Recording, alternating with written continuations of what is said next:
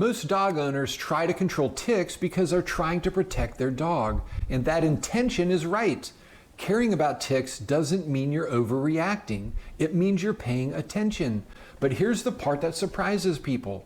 A lot of tick problems come back not because nothing was done, but because the way it was done didn't match how ticks actually live.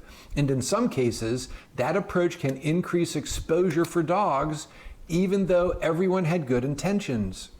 Not because anyone was careless, but because most pest control never explains how ticks actually behave. There's a call we get nearly every spring. A new client will call and say something like, "We treated for ticks last year, but they came back." And then sometimes they add, "And our dog didn't seem quite right afterwards. Not sick, it wasn't an emergency, he was just off, lower energy, less playful, he wasn't quite himself."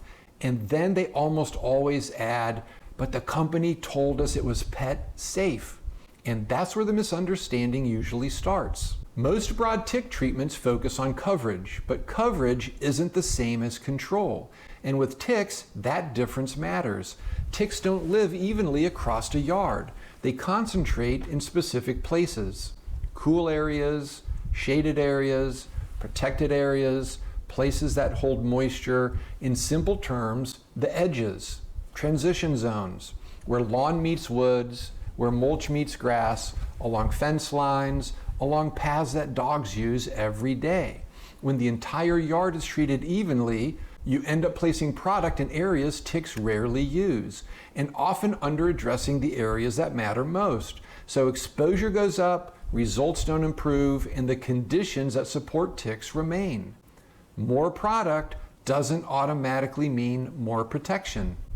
Here's how we think about ticks. We don't try to eliminate nature, we manage conditions. We focus on the places ticks actually depend on, not the entire yard. In shaded transition zones, we create a narrow protective band, usually about 6 feet wide. That band lines up with the environment ticks need to survive. We use a natural clay-based carrier that allows for very precise placement. That lets us protect high-risk areas without increasing exposure in places dogs like to spend most of their time. Less product, better placement, lower exposure, and that matters when you live with a dog that's close to the ground and moves through those edges every single day. I also want to be very clear about something. Yard treatments do not replace veterinary care. My wife Lisa is a veterinarian. She's been practicing for over 30 years, and we're completely aligned on this. Tick and flea prevention for your dog is a medical decision. That belongs with your veterinarian. What we do reduces environmental pressure, it supports that care, it never replaces it. Here's another piece of information most homeowners never hear. Ticks don't travel very far on their own, but mice do, and mice are the primary hosts that spread ticks around the property. So if you're not thinking about mice, you're not really thinking about ticks. That's why we use tick tubes to interrupt the tick life cycle while they're feeding on mice.